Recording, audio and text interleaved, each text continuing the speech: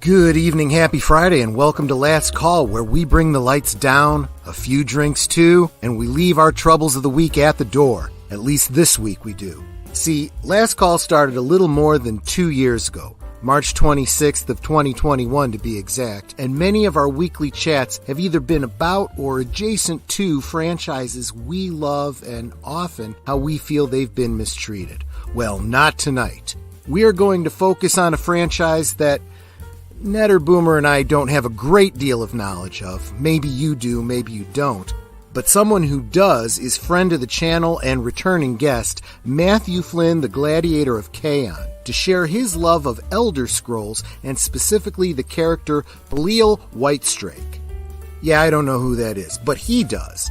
And when I say returning guest, remember that first Last Call from March of 2021? Matthew was my guest the week before, talking about Doctor Who. So let's welcome him back in the Last Call fashion. Top off your glasses and strap in. Canarble Wagon rolls out right now.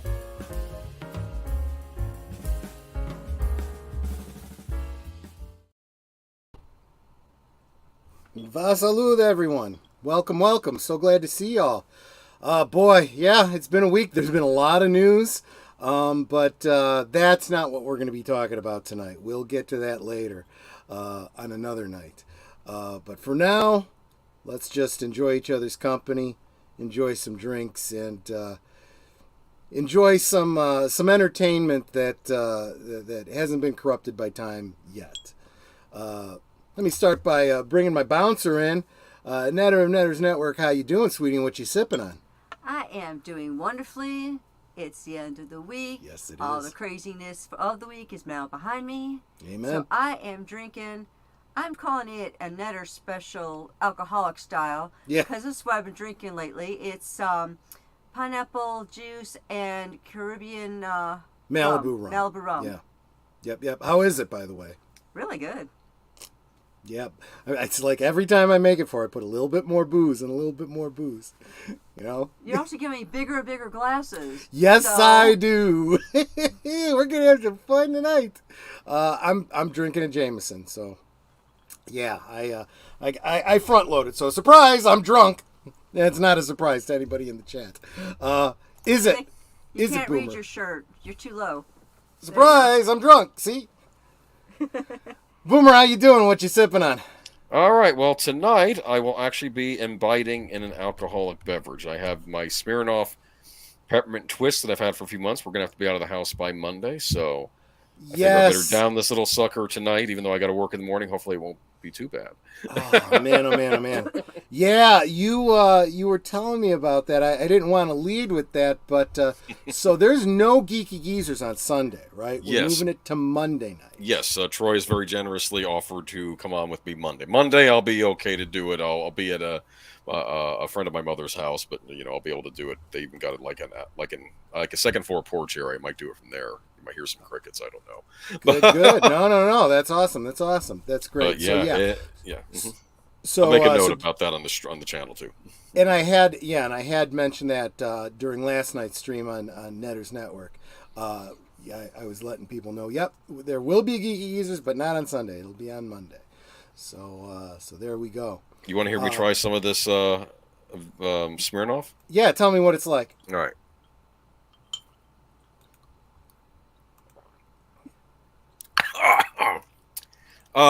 Minty. I would imagine so, yeah. I thought maybe a ginger ale might be best for the chaser. I don't know if ginger ale goes with mint, but I figure it might be the closest thing I have.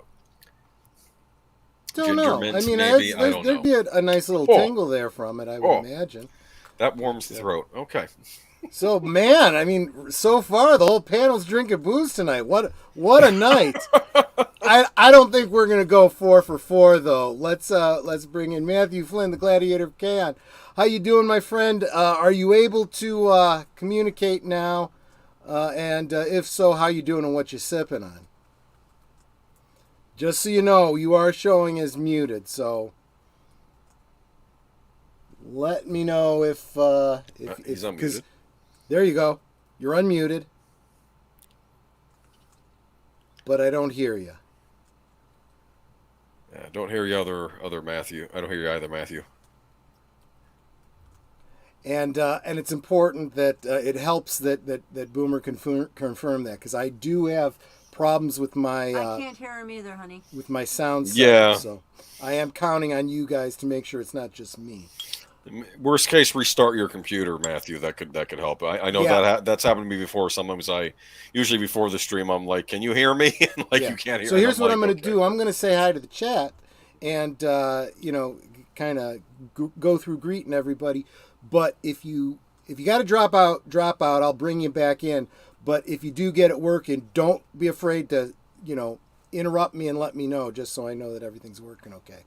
But let me start by welcoming the first person that I'm seeing. If anyone else was here earlier, I'm sorry I missed you. They do drop off if you come in too early. Keely Chow. Hey, everybody. How you doing? Okay, and Matthew said he would be right back. So understood. Next person I'm seeing in the chat is Big Al. Big Al Presents. Hello, everyone. Have a great stream tonight. Cheers, my friends. Cheers to you as well, Big Al.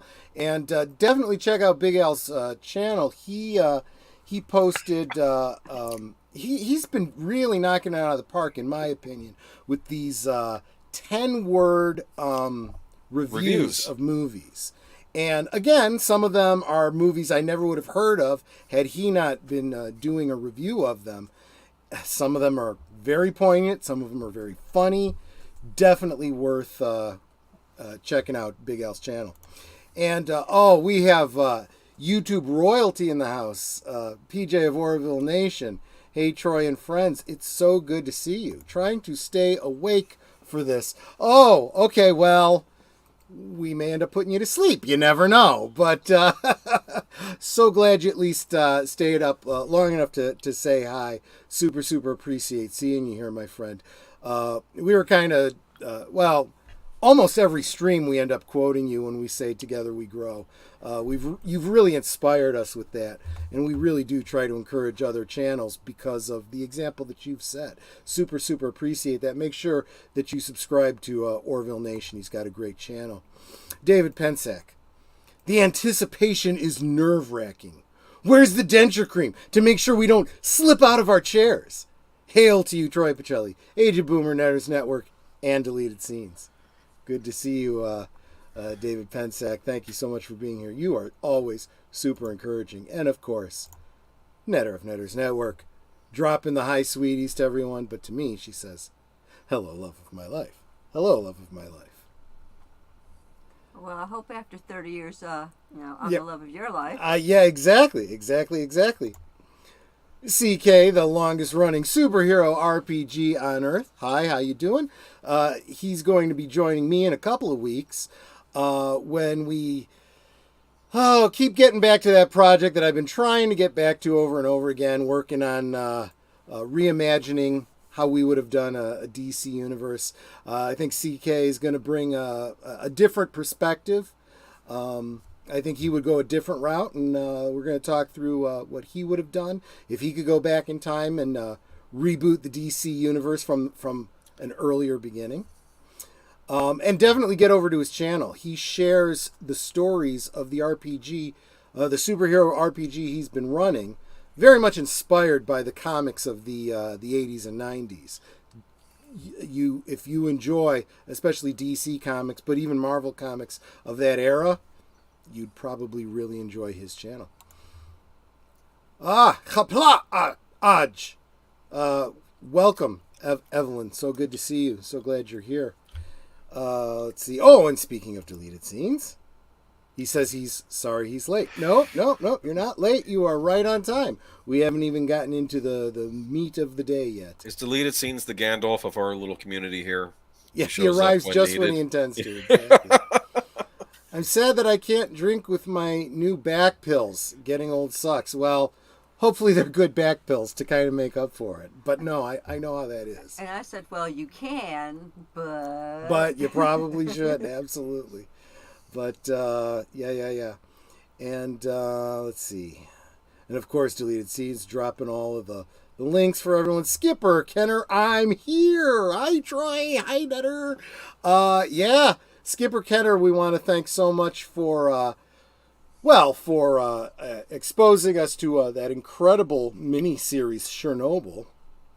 And flavored water. Yes, flavored water. We've just put in another order. I'm going through that stuff like crazy. We're going through it like water. Yeah, we're going through it like water. Yeah, you know, there's a joke that men over 50 have to pee a lot because of problems down there. No, I have to pee a lot because I drink a lot, and it's water, not this. This is only on Fridays, right? That's not bad. The ginger ale with this, that kind of works. Yeah, does it? Yes, it's not bad. Did you dilute it more? No, I just drank it. Then you now drinking the ginger ale. You shoot one and then you shoot the other. Yeah, absolutely. I'm just done. I'm done. I'm just gonna. I don't know. I'm okay. Big Al's thanking me for all the shout-outs. Oh, of course, it's what we do, man. Together we grow, right? You're good people. Reboot the DC universe and cast Busey as Superman. Honestly, at this point, nothing would frickin' amaze me. Although, now that I think about it, he'd probably be the perfect Bizarro, right? I mean, jeez. Yeah, I could see that. I could definitely see that. Let's see, all you guys saying hi to each other, and I think I'm caught up. By all means, and David Penn said, love Chernobyl. Yeah, I loved it too. Skipper Kenner's a bastard, because he knew that if he exposed me to that, I'd spend hours on the internet doing research to compare the series to reality and go down that wormhole for how hours did it on compare? I know that's probably a topic for another stream, but I can actually simplify it very well. It was on the broad points, it was incredibly accurate. The only thing is, as one would expect, there was a lot of composite characters. Right. Probably the most obvious one, the female scientist who was, the main.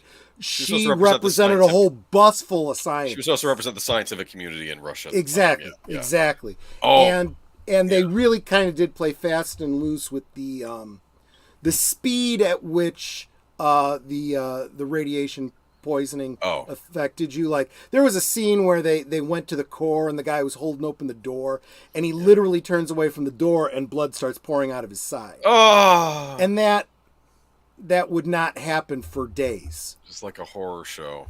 It was, yeah. And like those radiation burns on the one guy, if that didn't happen like immediately, that's not how it would have happened over time. So I like it when the one copter flies over it, and to be fair, even the government agent that was skeptical still, don't fly into it, fly around. That was flew over it. Yeah, that was one of the most accurate scenes, because I saw a video that took the footage from Chernobyl, the dramumentary or whatever, and the actual real life footage side by side. Wow. And it was creepy how accurate it was, which tells me a great deal that the production had to have looked at those scenes. They got things like costumes and equipment and things exactly right. That scene on the roof where the guys are, they have like 30 seconds or something to go out there and scoop up the radioactive carbon and throw it and get back inside. And the one guy trips and he gets his foot caught. Oh no. 100% accurate. I saw the scenes actually happen. Don't remember, but that was a real human being who had a real name. And there was real people that really gave their lives. They knew going in they were going to die. They were doing this because it was the only way to try to save many, many other people. I know. My favorite part was the coal miners going out buck naked. Going in buck naked. That was apparently true too. They're like, and they also knew they were going to die. That was courage right there. I would say that the coal miners were kind of the mindset, you don't do that job to begin with if you expect to have a long life expectancy anyway. Right. So yeah, they were just doing what had to be done. But and yes, if deleted scenes missed sharing out your stream, please, make sure, you let him know, because it's what he does, and I super appreciate that, because we certainly do want you guys all to subscribe to each other whenever possible. Longest running superhero, CK, just dumped on her water. He says, you might want to be careful with flavored water. My wife worked at WI Research and had me quit drinking it after they ran tests on the Walmart brand. What does that mean? It's the brand that we've been drinking, so apparently there's something wrong with it. But I got to be honest with you, it's got to be better than soda. If it gets me off of soda, it's got to be a step in the right direction. My mom used to drink that years ago, actually, the sparkling Walmart water. Walmart brand is the stuff my kids... Yeah. What is her concern? Yeah. Because that's the stuff he turned me on to. Literally that brand, exactly. As I'm looking at 6 cases of soda we bought just recently. We just had ordered, yeah. Yeah, and let's face it, you're better off. I still insist you're better off with an artificial sweetener than sugar. Skipper Kenner said, "Steady now, Troy. I'm still all about my Diet Coke." Oh yeah, no, we have cases of off-brand Diet Dr. Pepper over here too. Diet Dr. Shasta and what was it? Cream soda. I figure if I get through a week drinking even the worst water, this kills germs. So this makes up for it on Fridays. Right? Oh yeah, absolutely. I mean, look. I know that there's people out there that make the argument that artificial sweeteners and how it affects your brain and makes you hungry because there's no real sugar in it, blah, blah, blah, this and that. Look, if you're counting calories, you don't need 300 calories in a can of soda. You're better off with 0 calories in an artificially sweetened beverage, okay? Look, whatever the downside of artificial sweeteners is, the risk of being overweight on your heart is so much worse, so I'm not sweating that. It's like, and I look, most of y'all know I lost a lot of weight, before we went into the pandemic, and over 100 pounds, and it's not easy. And, people give you advice that they think is helpful, but the reality is you're already cutting so many things out of your diet. Yeah. You gotta have something in your life that you enjoy. And if it's a flavored water with no calories, fucking enjoy it, I've often argued, yeah. I mean, like I remember being told, oh, there's too much caffeine in the unsweet tea. Yeah, but there are no calories, and I need something, It's... The thing that makes me nuts are the people that just keep touting calories in, calories out. Yeah, but there's more to it than that. There is more to it than that, but that's at least a starting point. You at least have to start there. You really do. I mean, because honestly, you're not going to get the calories always 100% right and so forth. Matanui, I appreciate that, but don't be afraid to ask questions. Netter and Boomer and I are going to be really lost too. Let's see if we got our subject matter expert online here. I can hear you. Okay, good. There you go. I'm not completely lost on the Elder Scrolls. I've never really played it, but I know of it. I even own a copy of them, of a couple of them, yes. I just haven't gotten around to getting to playing them. Thank you, Troy. Not Troy, yeah, Boomer. Restarting my computer did work. There you go. Yeah. I literally had to turn it all off and then wait and then turn it back on again. Well, and then wait through the loading time because my computer's being slow for some reason. All of us that have been, in business for years, we're used to IT. The first thing is say, "Well, have you tried turning it off and turning it on again?" It's a joke because it's really true. That's what they always tell you. And I mean, just as an aside, I literally had to turn my computer off and back on again because about an hour before the stream, my StreamYard was not recognizing my mic or my camera. So I was like, so I had to reboot, and that always fixed. But yeah, that's essentially what my computer was doing. It wasn't recognizing the mic. Yep. So let's go ahead and get into it then. You know what? And it was just fine because it gave me time to chat with the chat, and we chat with the chat. Yeah, exactly. And we're really on the regular, Friday night schedule. Usually it's about 15, 20 minutes to, intro and chit chat, and then we start getting into whatever the topic of the day is. But so Elder Scroll, Plural. This is how bad I am. This has something to do with Skyrim, right? Yep. Or is that something completely different? No, that is the same thing. Okay, good. Because I said something about Skyrim last week, and I was like, oh, wait, if that's not the same thing, I look like an idiot. Yeah. I do find it funny how you mispronounced the character's first name. I figured I probably did. How is the character's name pronounced? Pelinal. Pelinal, okay. Well, the worst part is Lord that of the Rings, when you think when about I was it. recording it, I popped my P's, and I was trying to edit it to fix that, and I just couldn't. So that made it even worse. But real quick, I want to say hi to Lady Mist. She is one of the most encouraging people in chat. Super, super appreciate her.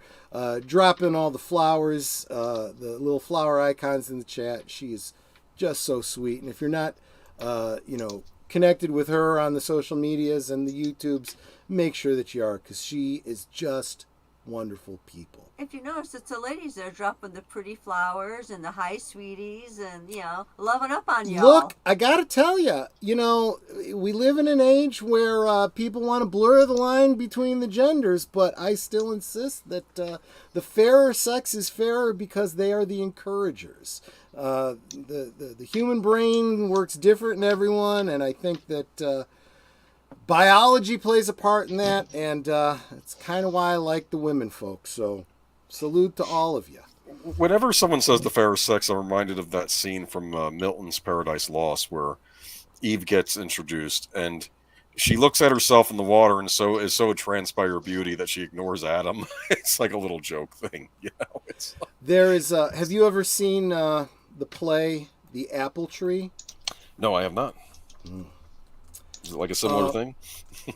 Well, it is a 3-part play that looks at love in 3 different ways. And the first story is The Apple Tree. It's a fictionalized version of Adam and Eve, told by or inspired by a story by Mark Twain. And if you can find the soundtrack, the Broadway soundtrack, Alan Alda plays Adam. Actually, Alan Alda plays the male lead in each of the 3 parts, and I forget who plays the female lead in each one. But it's a very interesting take, a very humorous, interesting take on Adam and Eve, and it all comes off as a comedy until the very end. The penultimate song is Eve's, where she says, "What makes me love him?"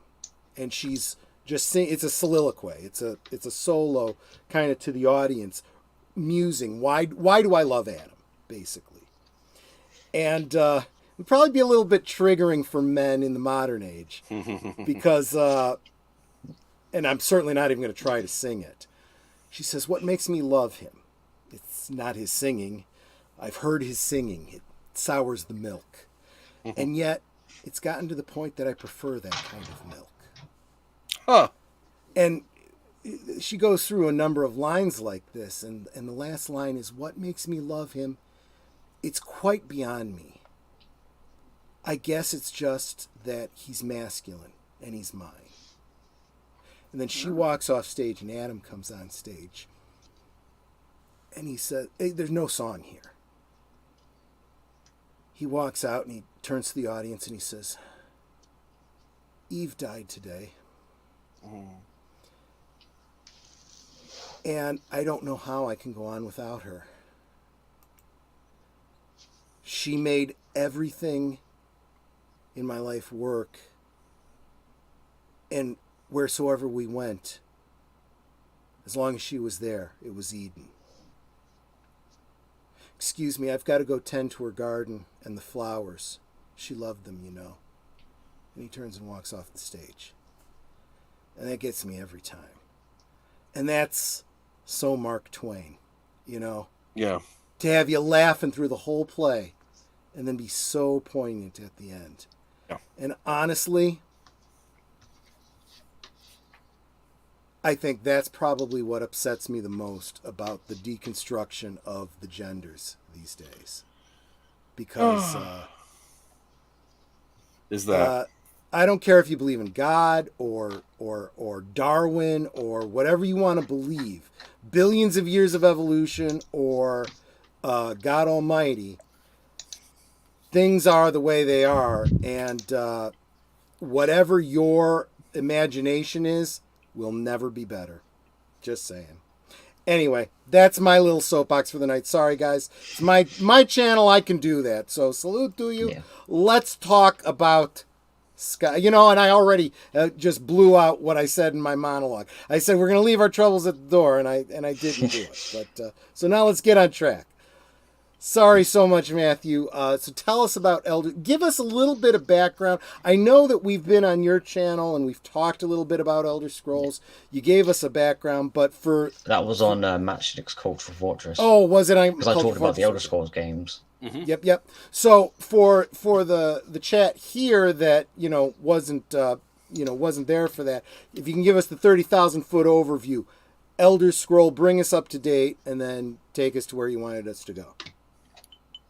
Okay, this is probably I'm probably not gonna be able to go through like the entire background. No, just 30,000-foot overview, big synopsis. Yeah, I'm only going to focus on what's relevant to the actual character we're talking about. Mm-hmm.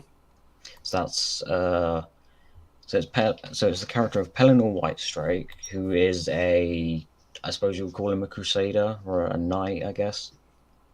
Kind of like a paladin. His name does mean glorious knight, so I guess that works. Yeah, so Pelinal Whitestrake was a character in Elder Scrolls history, I think around early First Era. So the Elder Scrolls universe is broken up into different eras. So you got the Dawn Era, Mythic Era, First Era, Second Era, Third Era, Fourth Era. Then it continues on however many more. Now, do the different games take place in the different eras? Around the Dawn Era, and the cycle repeats again. Do the different games take place in the different eras? Kind of. The first 4 games take place in the Third Era, and then Skyrim takes place in the early Fourth Era. So Pelinal Whitestrake makes an appearance in the 4th game, Oblivion, where you interact with his ghost and you collect pieces of his armor, and then there's a whole storyline in Oblivion that introduces him and and also introduces lore books revolving around him and telling his story and everything. Because the Elder Scrolls games kind of have a mix of history and mythology, a blending of the two. Sure. So you have multiple different perspectives from different cultures and that sort of thing. And you're finding it out in game as you go? Yeah, you can come across various books. Mostly the book's called The Songs of Pelinal, which is a 6-volume book series. Or 6-volume book series in-game. Which I am now realizing Bethesda have not released an actual physical copy of outside of the game. Because other in-game lore books, they have actually released as external, actual physical collected books. Let me interrupt you real quick, just so I have some context. Age of Boomer, Bethesda, any other games I would know? Fallout. Okay. I also believe that they own id Software, which of course make games now like Wolfenstein and Doom. Do they not? No. The other game companies are owned by ZeniMax, which is Bethesda's parent company. I see. So it's more like their and Microsoft bought ZeniMax. So I got you. Do the current Skyrim games and the current Fallout games use the same game engine? Yes, I believe so. That's pretty cool because I've seen it's been some the same of the engine gameplay. since the early 2000s. The bugs and glitches are starting to really show at this point. Yeah, I've seen some of the gameplay for Fallout and pretty impressed, and especially current Skyrim is an open world game like Fallout. Yeah, both Elder Scrolls games and Fallout games are open world. Those are pretty cool. I really do like those. Things people a dirt lake, sweetie. Actually, I was thinking Goat Simulator, but okay.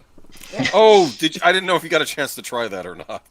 I spent fucking hours on Oh, that no. game. No, I was okay, like, we'll what talk the hell am I doing? And I'm just I'm a goat, going around kicking the shit out of people, climbing up buildings, jumping off of shit. And I'm like, I can't stop. I gotta quit because I had a stream I had to do. I'm like, holy shit. I said, he did this just to do this to me. I think I did. I was curious. I didn't know if you'd get a chance to try it out. Okay. I don't know if you've heard of the game. And then there's this part where you go and you get on the treadmill and it shoots you back and you go, ah! And I did that like 12 times. I was laughing so hard. And he jumped off a skyscraper. And I jumped off of a skyscraper and yeah, oh my gosh, it was ridiculous. I feel dirty playing that game because you can do a lot of damage at the same time. You're a goat, so who's going to blame you? And I just realized, and I'm like, there seems to be no other point here. And as you're going through destroying shit, you're getting points for it. I'm like, this must be what the game is for. I'm doing good. And apparently you can't die. I literally jumped off a 20-foot or a 20-story building and didn't die. So I'm like, okay, I guess I'm an immortal goat. Anyway, yeah. I don't know. I felt bad. I started out by kicking the shit out of a bunch of other goats. I'm like, no, maybe I should save this for the humans. I don't know. Oh, like the protesters. Oh, that's actually not a bad idea, Skipper Kenner. Maybe I should do a gameplay of Goat Simulator. Okay. And say if this weirds you out and this isn't your kind of thing, blame Boomer. Sorry, Matthew. We got a little off track there, but there should be a Goat Simulator Skyrim crossover. I think that needs to be. I think there might be like Skyrim Easter eggs in Goat Simulator. There might be. I would not be surprised. Yeah. The problem is they'd be lost on me because I wouldn't notice. But yeah. Yeah. Now I something noticed like a helmet or something like that. Yeah, the helmet I want to talk to you about. That helmet's. I think it's featured on some of the covers of the game. That one helmet. Oh, you mean the Yeah, the iron helmet. Yeah, because the default this default Skyrim like character design is just like an iron helmet, leather armor. I used to have iron boots and gauntlets and stuff. Steel sword. I got the collector's edition of the game because after I got my PlayStation 4, it was really cheap, and it came with a steelbook, and it came with a felt version of that helmet, and you can actually put it on your head. It looked ridiculous. It's like, but I was like, and you put it on every single time you played the game, right? That's what I assumed you had to do. You had to put this felt helmet on every time you played Skyrim to get in the character. Dude, when I played Ultima, and it came with this like cloth map. Yeah. I pinned that up every time I played the game because you literally would refer to it because it showed the Moongate configurations and stuff you needed. I'm trying to think. I think Skyrim came with a physical map too. Yeah, it did. Yeah. Hold on. You got it? Yeah, it's Skyrim is one of the most popular RPGs, video game RPGs ever made. I actually have multiple copies of the map because I have more than one copy of Skyrim. Oh, okay. Because I have the default PC version, the default PS3 version, and then the PS4 special edition. When I said he was a subject matter expert, folks, I meant it. This happens with one on. I don't remember which one. Oh yes, this one. Oh, it's good. You keep one the drawing on, then keep one for collecting. Yeah. There was right I hate to say this, as a gamer, you will end up buying the same game twice, and I know that sounds completely ridiculous, but I've done it myself too. In fact, I own multiple copies of the original Resident Evil 4, and I don't know why I have more copies of that than anything else. I'm not going to worry about folding that map up later. I also have the Oblivion map. I have multiple copies of Oblivion as well. Are these maps of the same location in different eras? Wait, say that again? Are these maps of the same locations in different eras? No, it's the different locations of the world itself. Well, not the entire world, but like... Yeah. So, this is Cyrodiil. This is called the Heartland. Skyrim is like up here, I think. Yeah, if I move that closer, you can see right there. It says Skyrim. That might be a little difficult to see. Yeah, so essentially the other land masses for like other games are like around this. So like Skyrim's up here, Morrowind's over here, and this isn't like a landmass in the actual world. This is actually another dimension. Huh. Because this is the map from the Game of the Year edition that has all the DLC included. Interesting. Yeah. I know that in the old days, even on the Super Nintendo, when you would buy an RPG like Final Fantasy or Legend of Zelda, it would have a map with it too. Maps, I don't know if they've fallen out of style recently, but like I said, I think they're still giving them out with Elder Scrolls. So, yeah. Yeah, the Elder Scrolls games still have maps included. I mean, hell, even the older Elder Scrolls games, an anniversary edition released with all 5 games and maps for each game. Huh. Sadly, I don't have that, so I can't show that off. So this Whitestrake, the paladin.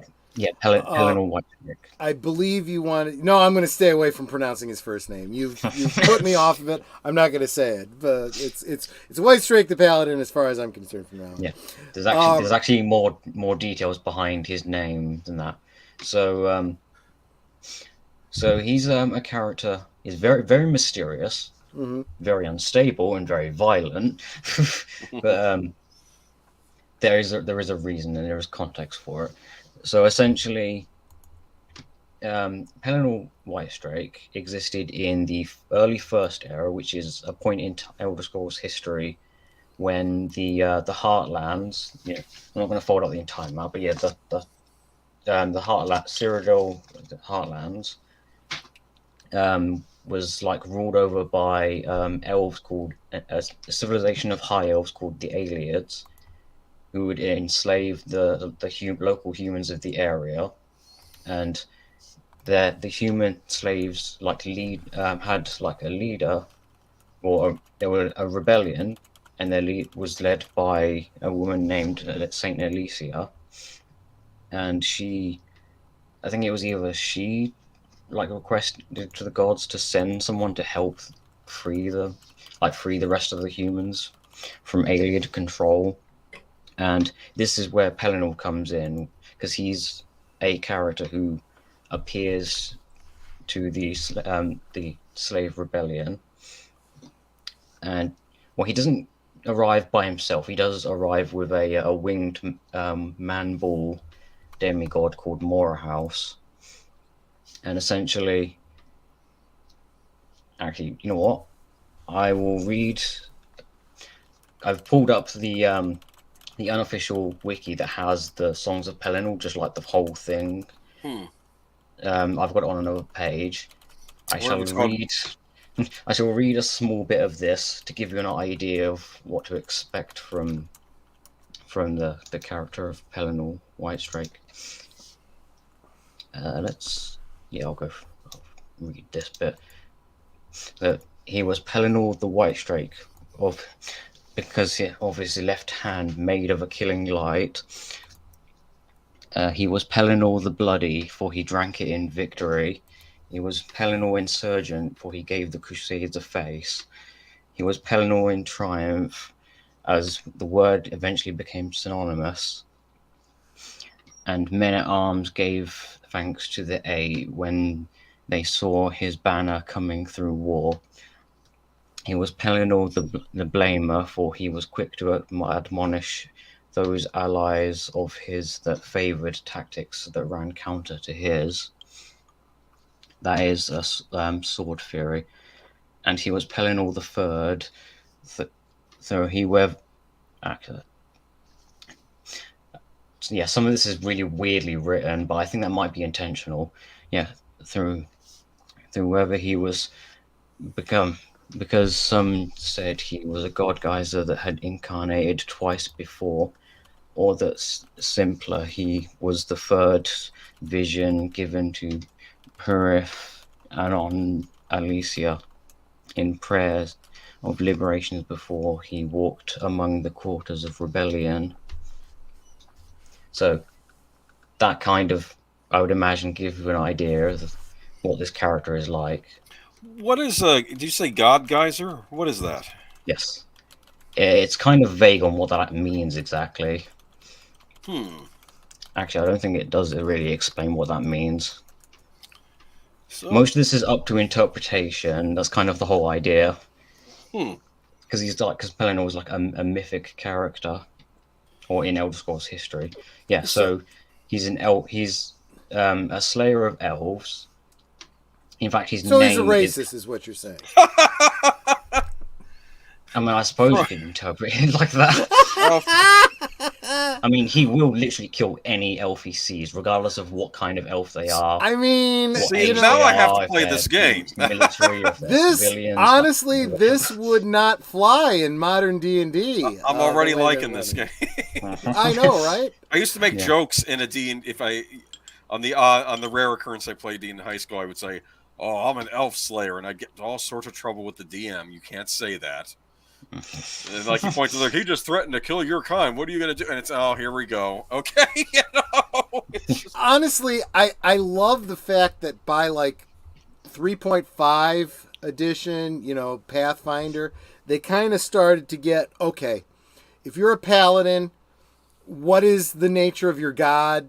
That's the nature you need to take on. If he's lawful good, and you need to be a Boy Scout, but that doesn't necessarily have to always be the key. Yes, it's entirely possible that you could be lawful good purist, but elves are bad, and because in history the wars and the whatever and the da da da da. But are elves bad in Skyrim? In modern day Skyrim, it's kind of a mix. Depending on what faction the elf is a part of. Interesting. Yeah. It's funny you mentioned that, CK. We may be talking about that on Geeky Geezers on Monday night. Yes. Little bit of dust up there. Constant virtue signaling by Wizards of the Coast Hasbro.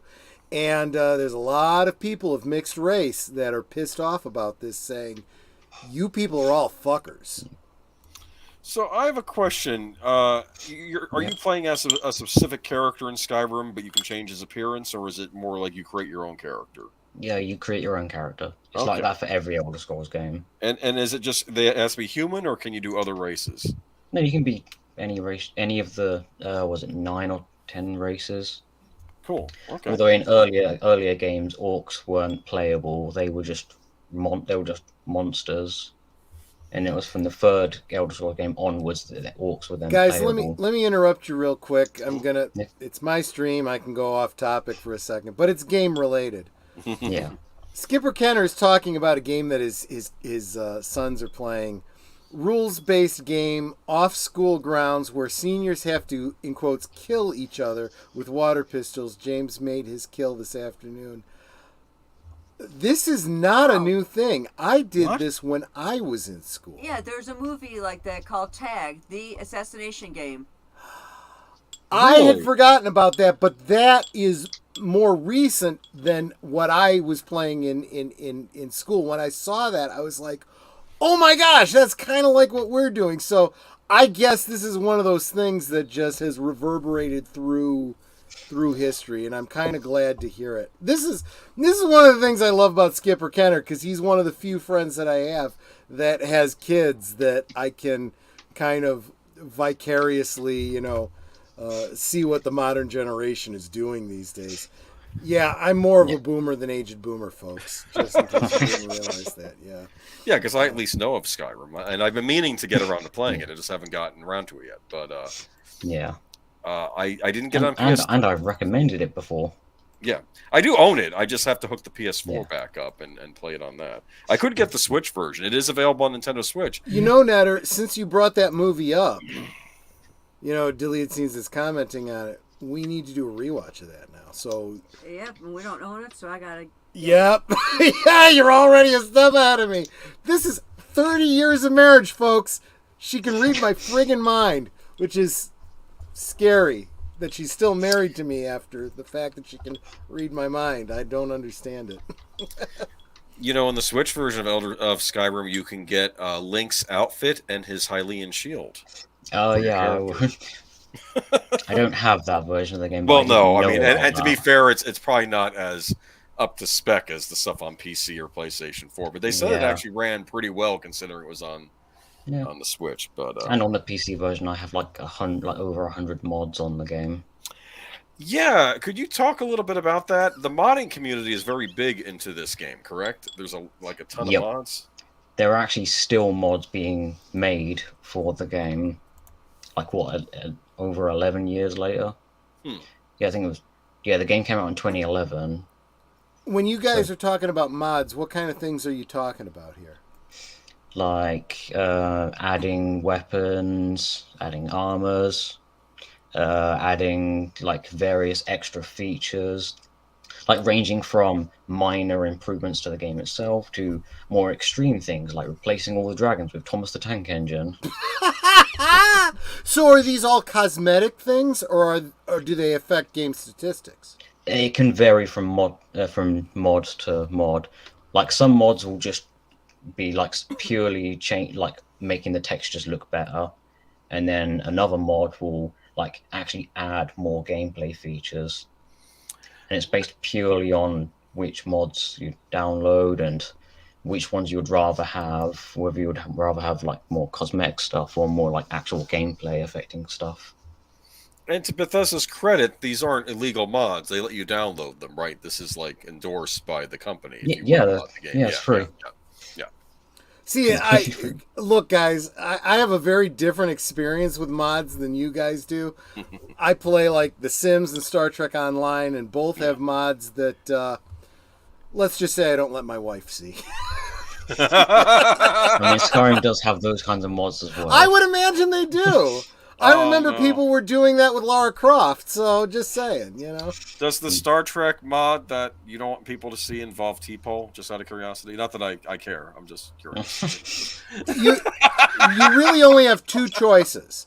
You can either have topless or completely nude. Oh my goodness. That's how Okay. it works.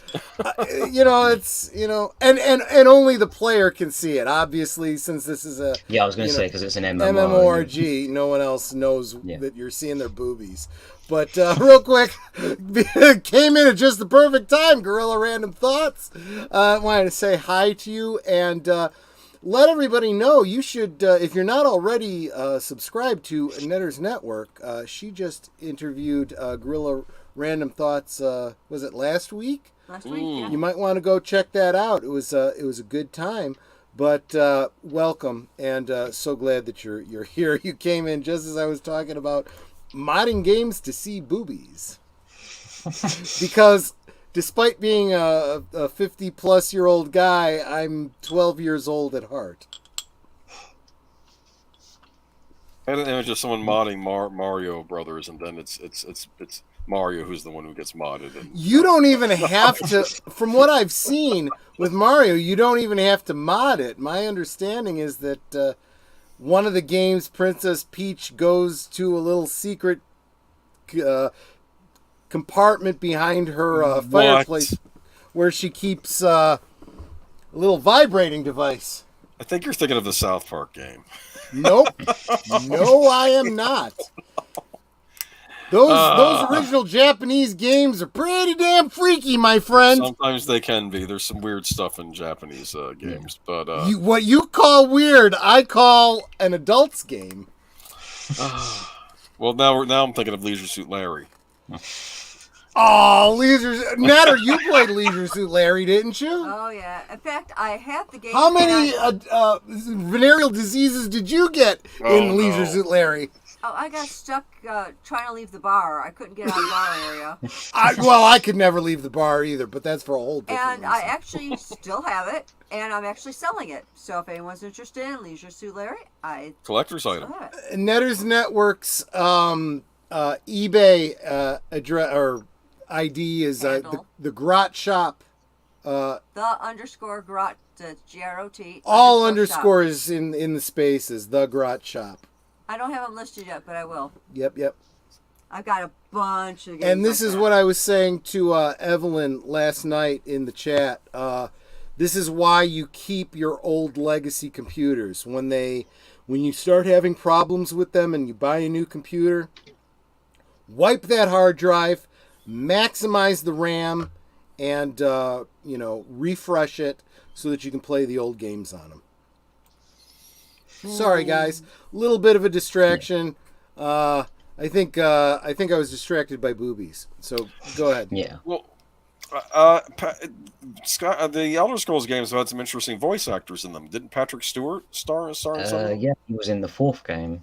He played Emperor Uriel Septim the 4th, I think. Yeah, I think it's the 4th. Or is it the 7th? I don't remember the exact name. There were a lot of Uriel Septims in the Elder Scrolls universe. But yeah, in fact, I think he dies at the beginning of the game. Yeah, and I think Could be considered a spoiler, but considering it's like right at the very beginning, during the end, like right at the end of the tutorial section. Do you have to go after the people that murdered the Emperor, or is it just veer off from there? I don't know. You can. I mean, the games are all about Holy player crap! freedom Deleted scenes. You are brilliant. What? He dropped a link to the assassination game on YouTube for free. Guys, right-click on that, Is it open a it movie? in a separate tab, and then save that for later. Watch later. Is it a movie? Yep. Is that the one with John Hamm and the others in it? Am I thinking of something else? Robert Carradine. Okay, never mind. I'm thinking of something else. Dude, let me tell you, that's what we're going to be watching after this stream, Netter and I. So, who knows? Maybe we'll do a watch party sometime in the near future on this. Thank you very much, Deleted Scenes. Sorry, guys. That's all right. But Damn it, it's my stream and I'm drunk. I can yes, go off topic once in a while. But anyway, so how would you sell Troy on Skyrim, Matthew Flynn? Actually, he had me at open world, but go ahead. But Troy's into the D&D. Is it kind of a D&D style? I kind of am, yeah. Well, if you want, you can run around the world, just not wear any clothes, and just go around and just start punching random people. I mean, you will be chased by the guards, but you can do it. So I think a lot of the chat knows that Netter enjoys a YouTube channel called Viva La Dirt League. One of their most recent ones was, a lot of the stories are the characters of the players, in game, whether it's an Elder Scroll type of game or a D&D type of game. And this particular one was one of the regular characters bringing in this girl who's never played D&D before and trying to introduce her. And the other players are all talking about how important it is to, pay attention to all the details and read up on all the backgrounds of all the NPCs and blah, blah, blah, and this and that. And he's like, I don't do any of that. I don't know who any of these people are. I just punch stuff. And then he walks over to one of the other player characters and just punches them. And it's like, yeah, we all know players like that. Yeah. Robert Carradine, Linda Hamilton, no kidding. Bruce Abbott, Michael Winslow, no kidding. I know I saw this movie, but it's been so long. It was like before these people were like famous. So I totally forgot they were in it. I got to go back. Well, I said I'll make sure it was the same movie I was thinking of. I had to kind of go through and find the one guy in the shower who gets killed there. And it's like, oh, okay, this is it. Yep. One. Exactly. She remembers the guy in the shower. My wife, folks. Well, you can't see the guy. You only see him from chest up. Yeah, whatever. Shush. It's the fact that he has soap in his eyes. He's reaching for a towel. And the killer hands him one. He wipes his eyes, and then the guy's got the gun and shoots him. Guys, am I right? If it was a girl, even if you didn't see the bits, it's enough to put the image in your head. Come on, right? Honey, this guy who is bigger than you. No. Okay, see? Whatever. But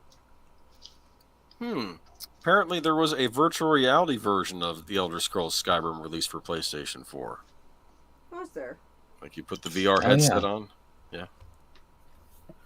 I never got those headsets though. No, I haven't. CK, did you contribute to their crowdfund? Netter did, and I got her the bobbleheads for their characters. because I'm a good husband. Yes, you are. See? Troy, could we sell you on virtual reality headsets? Huh? I don't know, man. I feel like virtual reality, the way it is right now, it's not worth the expenditure of the money. You know? Apparently, Resident Evil 7. When you put the VR headsets on, it's like you can feel the roaches on your arms. It's like they're right there in front of you. You have to brush them off. I saw it on the commercial. No, dude, I saw that episode of X-Files. Fuck you. So, Skyrim though, are there like dungeons you have to go in and yes, things there like are dungeons. Dungeons are important. There are multiple, and varying types and sizes, and some of them are tied to Daedric Prince quests, and then others are tied to like the main story quests. And there's also like caves and that sort of thing, just randomly dotted about the map that you can basically just come across while exploring. Now, the whole idea is that you've got like complete freedom. You can go where you want. If you want to like follow the quest line for a while and then just start walking in the exact opposite direction away from the main quest. You can guys, I'm sorry, I got to interrupt you once again. Mananui, not interested in VR. Yeah, they pitch it as though it's like the holodeck in Star Trek, and it doesn't really come off that way. I think just the fact that we have these open world games is close enough for me. I'm fine with Red Dead Redemption and games like that. And CK says, "In Search of Darkness." CK, are you subscribed to Fanzine, whom I had on the channel as a guest at least once, and definitely check out his channel. I think you guys would have you guys have chewed a lot of the same ground. And I want to welcome Tim Hayes, who is a great very recent friend of the channel. He's awesome people, and I love him so much. Thanks for being here. Logical Spock just joined us. Hi there, peoples. Live long and prosper. Is there Is there an illogical Spock? I don't know. Maybe he's got an evil twin or something, a mirror universe twin or something like that. And of course, Connie Cleary's saying hi to. We say hi to everybody because we're just nice that Connie, you are not late. You can always catch up, and you are always encouraging when you join us. Super appreciate you. And Matanui needs to go to bed, so we got to say our goodbyes. Matanui, just by being here so frequently and so regularly, you always encourage us. Salud, my friend. Have a good night. Sleep well. And everybody's saying hi to each other, so I super appreciate seeing that. And I'm sorry, guys, the chat's important to me. Go on with what you guys are talking about. I was just asking about the dungeons. Are there puzzles you have to solve in the dungeons, or is it more about endurance, fighting things? Yeah, there are puzzles to solve. Okay. They're not too difficult. I feel like it's more likely that the puzzles involved are more to keep the Dragas in the dungeon rather than to prevent people from getting in.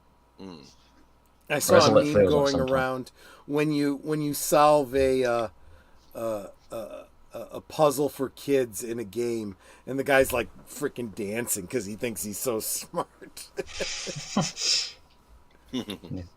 It's so true. And also the dungeon loops back around, like near the end of the dungeon there's a secret passage that goes back to the start of the dungeon.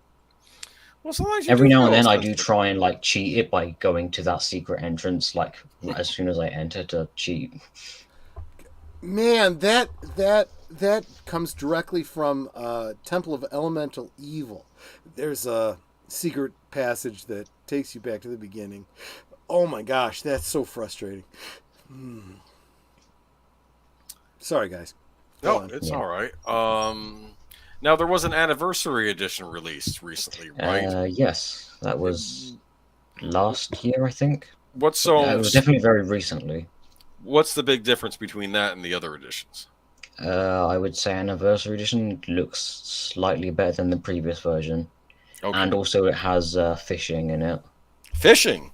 Yes, it has a little fishing mini game. Whatever. I don't actually have a copy of the anniversary edition, so I haven't actually got a chance to play with any new things that have been added to that version.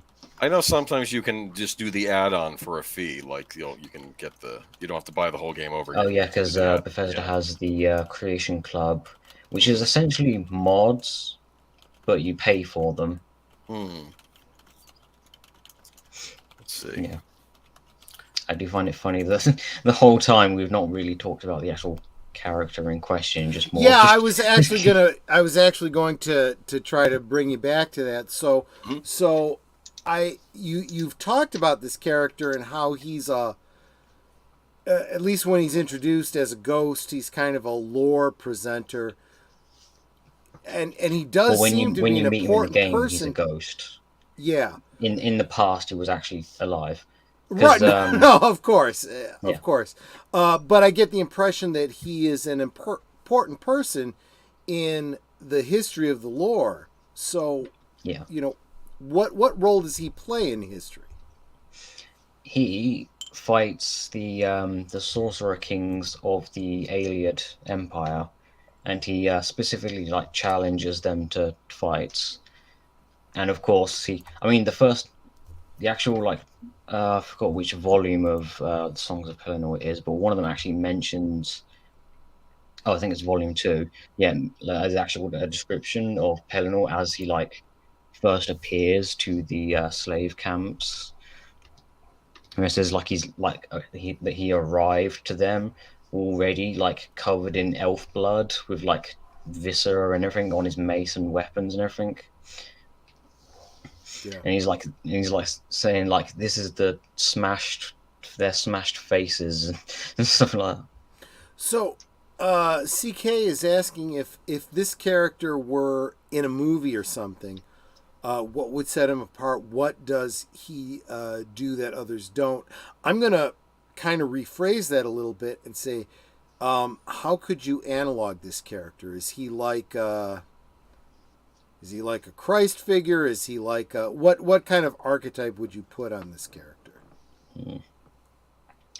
Well, I would definitely put him as a paladin for a more more traditional RPG. But he has an important role in history, right? Yeah, that of fighting for the Elysian slave rebellion against the Ayleids. So it's because obviously one of the one of the things he's known for it, is he like a Leonidas type of character, in history, or I suppose you could. Okay. That would be a good sure, comparison. That makes sense. Sure. Yeah. Okay. Because he is also described as being outfitted in armor of a future time, which I don't know if that means he's from the future or if he's just somehow if he's has found an artifact that was sent back in time or something like that. Because he's got that's great lore building. That definitely raises questions you want answers to. And also the whole left arm made of killing light. That's also something that's kind of vague on what it means and how you would choose to interpret that. Left arm made of killing light. So your first thought is, did he lose his left arm and he has some sort of magical left arm, or I don't know. It evokes a lot of imagination there. I like that. Yeah.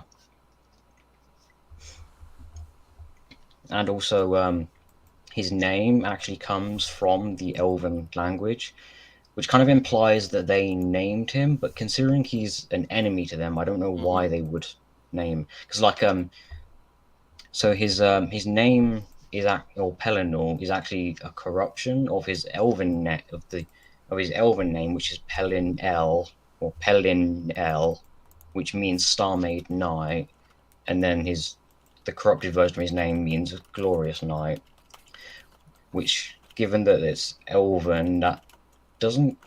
Obviously, there's kind of a contradiction there in the fact that they're both things that the elves wouldn't call what they consider an enemy. or what is an enemy to them, effectively. I feel like the contradiction is kind of intentional because it's more of a historical thing. But yeah, Sure.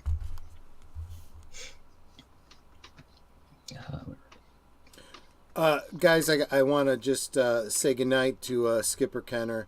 He's a dear friend in IRL, so to speak, and super appreciate him being here. But I want to say hello to Pacific 414. He's stopped in to say hello.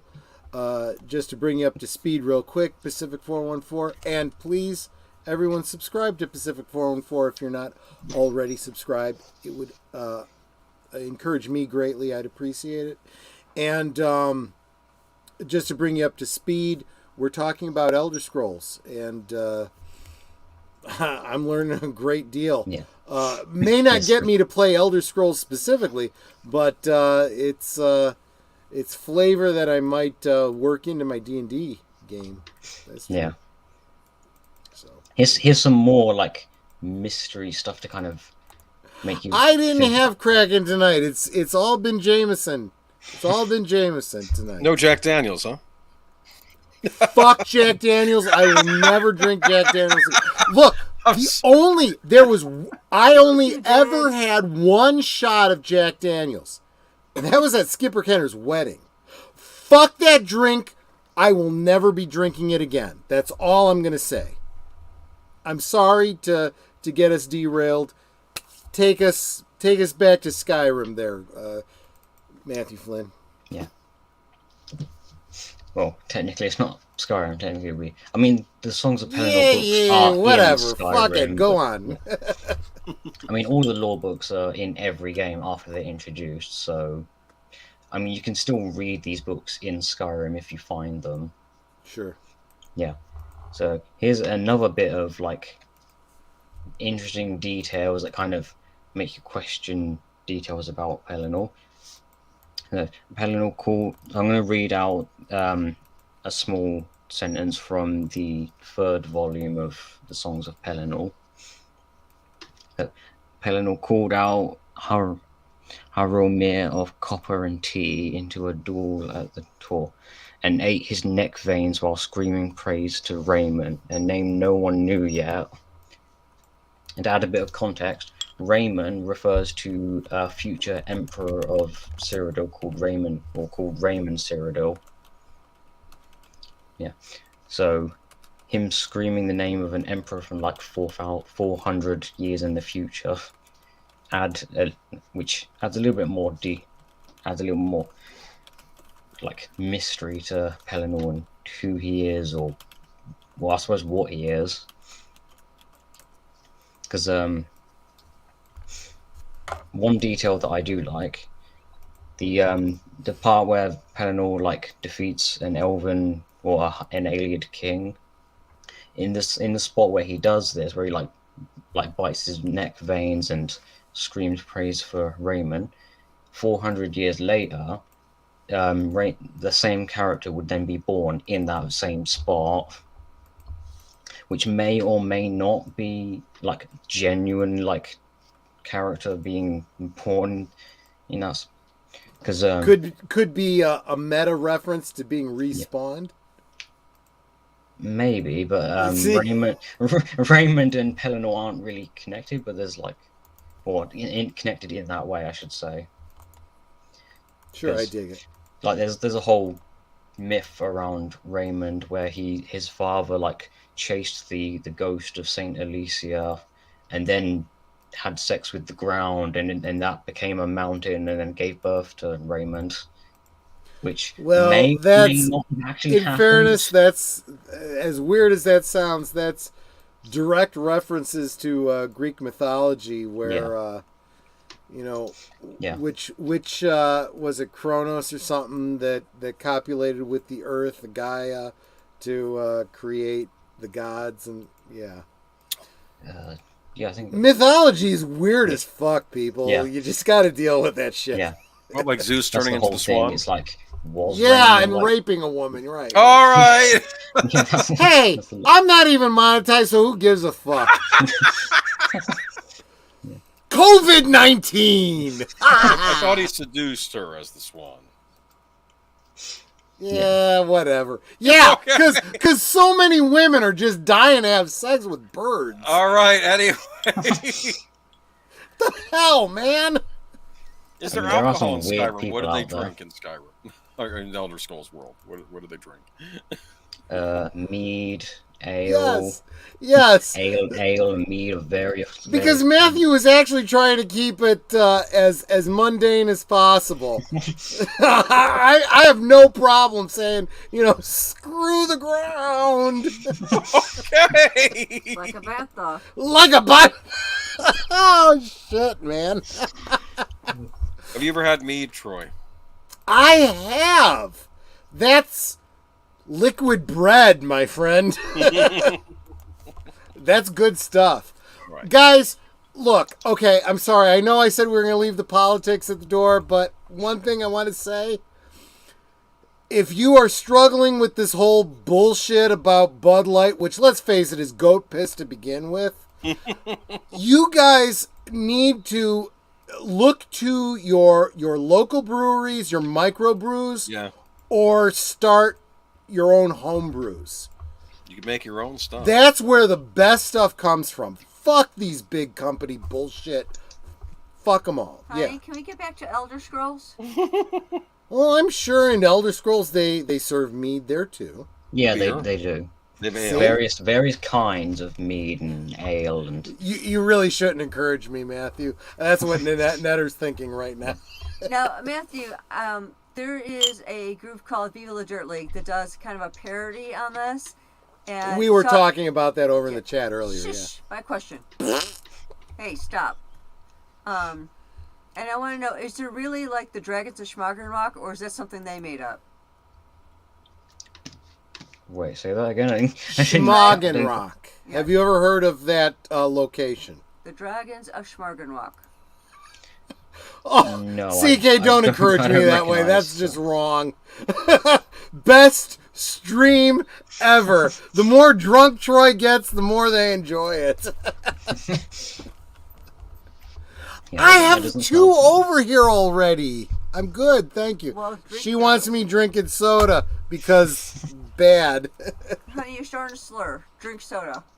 But best stream ever. That's what CK said. And they don't have to put you to bed. Well, that's true. That's true.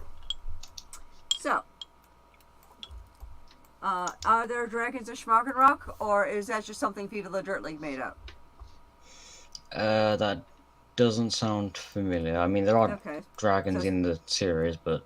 Well, are we sure that Viva La Dirt League is referencing Skyrim? Or yes. Oh, that's okay. what it's based on. Okay. Okay, so it's something they made up. Okay.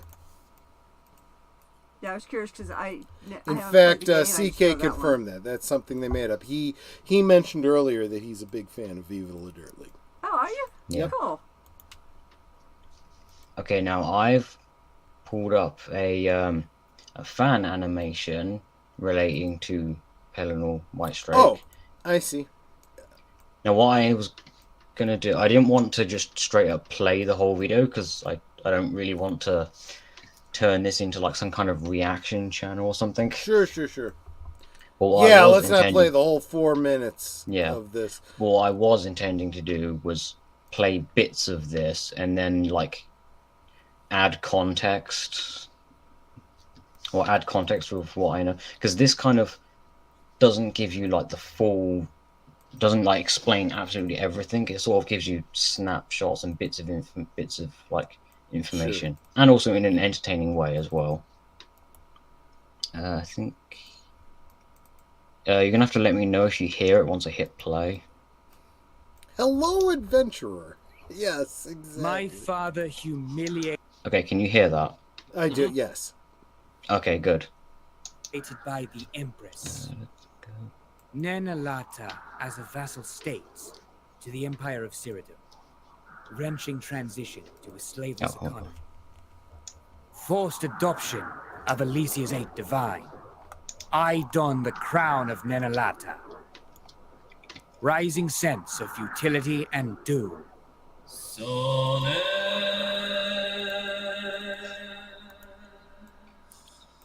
I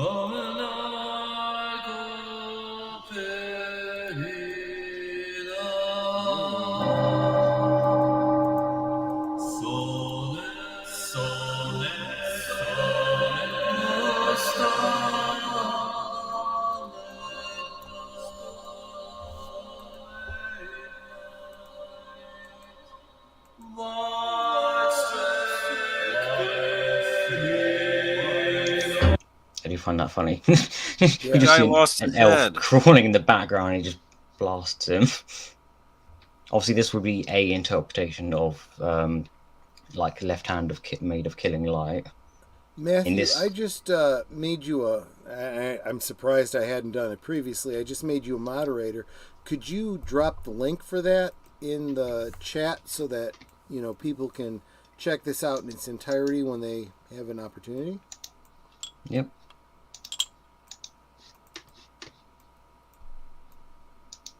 I see fatality from deleted scenes. That's from Mortal Kombat.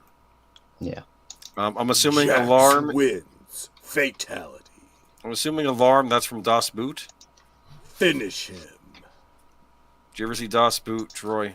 Oh, years ago, I remember loving the film, but I don't remember the details. That the submarine guys, they go alarm. You know, they say that Yeah. in the beginning. You know, I guess that's universal. Fishing, ain't it? Uh-huh. Okay, this the next couple of seconds. King I don't and know whether I country. should. Go ahead. I don't know whether I should add context before this next No, part, it's or if I better should let it without play context, and then and you can add the explain it context. after. Okay.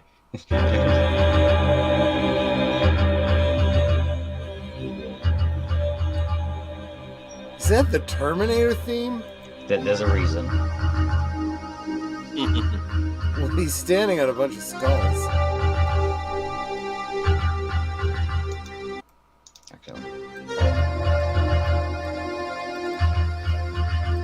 I am so gonna get struck for this. That's fine. I don't care.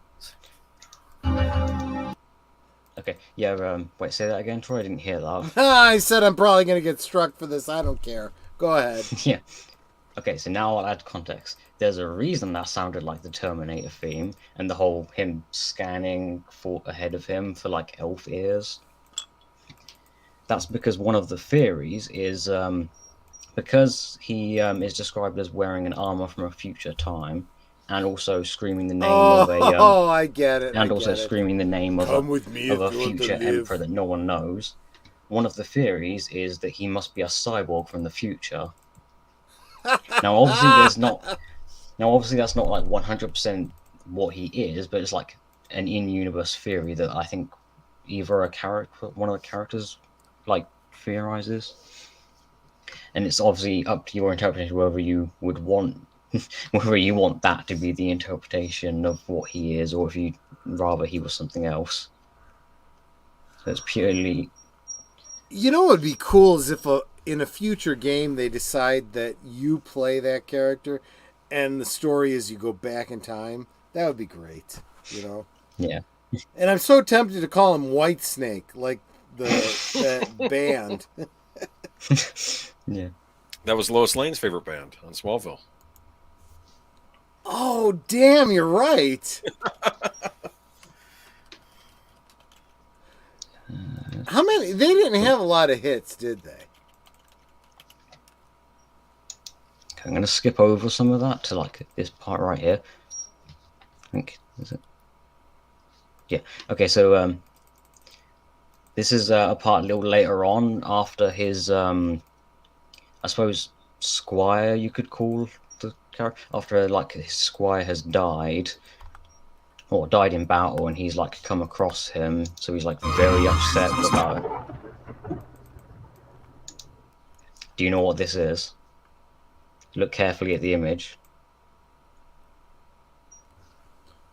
Dude, I'm drunk. I can't figure that fucking shit out. Ooh. Boomer, can you see what it is? Let me zoom in. Hold on. Let me see here. They look like veins. I'll give you a hint. Teeth? It is related to elves and the fact that he kills elves. Ew! It's ears! Yeah, it's made up of elf ears. Fuck, man. Disgusting, man. What's wrong with you? You cut off ears. That's like CK knows what scalping he's people. what It's what like, come on. he's already 5 steps ahead of me. So screw it, man. Yeah.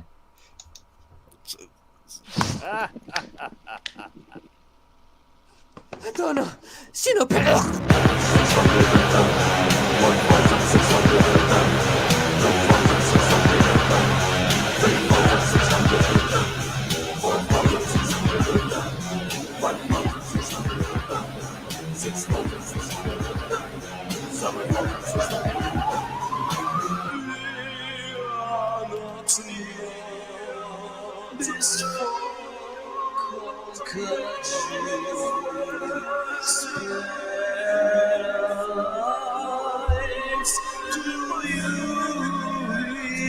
No, kill them all. Kill them all. What? Yeah, kill all the fuckers. No! There you go. No! Okay, now I'll add context for that.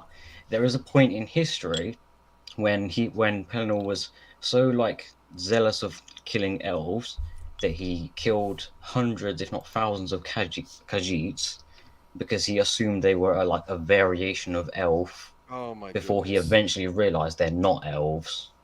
No, they're beast people! Yeah. Also, Leave did the you beast notice in the crowd of cat people? Did you see what was in the crowd of cat people? No, what was in it? Tell me.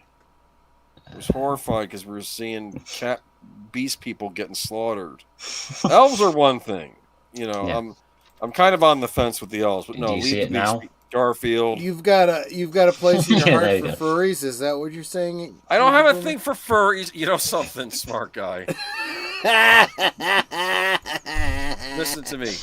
In a lot of the Japanese RPGs, and even He says, fantasy "Listen to animes, me." When I have the ability to mute him. You know something, smart guy. Beast people. Usually, the people that are bigoted toward the beast people, they're like the most loathsome people, and I hate them. So I'm all right with the beast people. Beast people are just trying to live their lives and want to be left alone, and then disgusting humans come in and start saying, "Hey, you're different than us. We got to kill you," and that's not okay. Don't be mistaken, man. You are a white male. You are an istinophobe. See, the elves have like a superiority complex, so I sort of understand the resentment. But no, They're very beast people are aristocratic. Yes, they're regular folk. Leave the beast people out. I mean, of this, they're also This is like not cool. they're also in this instance the elves are also slave masters. See, I don't like Very them. See, very yeah. brutal slave masters, I might add. Yeah, see, they're not. See, that's how they be in real life. I bet. Yeah, but no, that's just beast how people. the Come elven on. people do. Yeah. And I'm Also, just the saying, word, if you also know, the word mer or mer is elvish for elf. let's just say a cute rabbit lady, with the ears and the tail, the rest of her. You gotta I'm just delete like, it. wait, what? I'm sorry. Elf and cat lives matter. What? Where did cats come from? I don't care. That's fine. Okay. I don't know. Some of those cat ladies, cat. Well, that doesn't sound right, actually.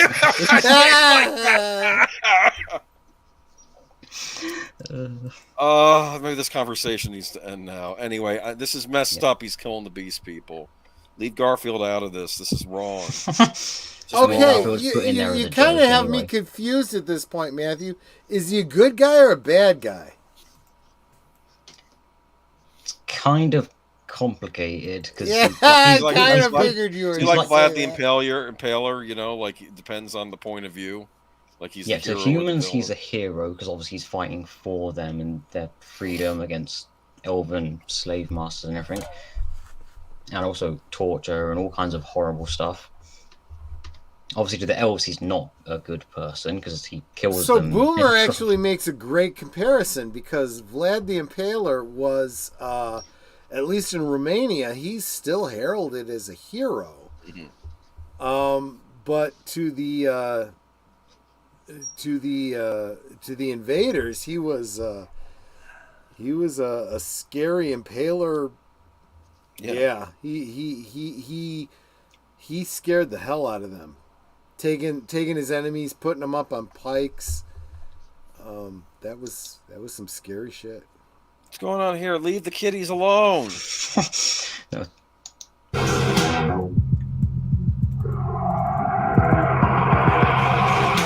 I watched this and that we need to do a rewatch of Heavy Metal. What, the first one? one? I know the scene you're referring to. The mob scene, yes.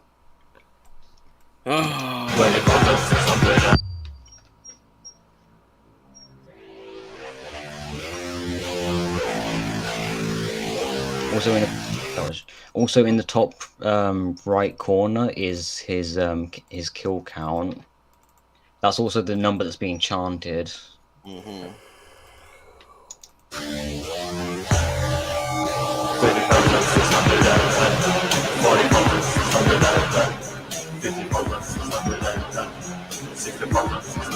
He's got rocket boosters on his back. Well, he's yes. like, he's Iron Man. No, they're magic rocket boosters. He's Iron Man. I mean, it's this magic. that's only like an interpretation that this fan animation has come up with. There's no actual information in the actual lore books about him having rocket boots. Yeah, so this character right here is called Umaril the Unfeathered, who is a half-elf. The other half of him is, I think his father is a god from a previous Kalpa. What? I'm curious, do like any of you know what a Kalpa is? Because that's actually a real-world thing. Mm-mm. I don't know. No? Would you like me to explain what it is and where it comes from? Sure. Yeah, a Kalpa is like a cycle of like a world cycle. I think it comes from Hindu mythology. I think it's basically where the world ends and then is born again and restarts and like continues on that cycle over and over again.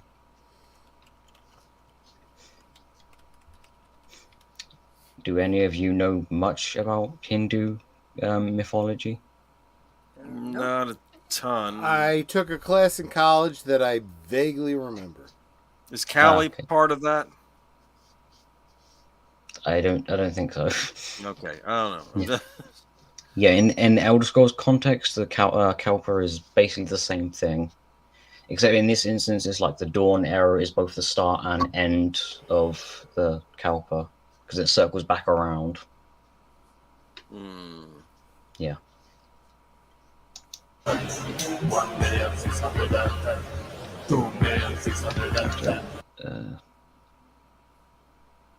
So what we're getting here is the whole mythology of this character. Yeah, the kind of broad strokes of it, not the finer details. Sure.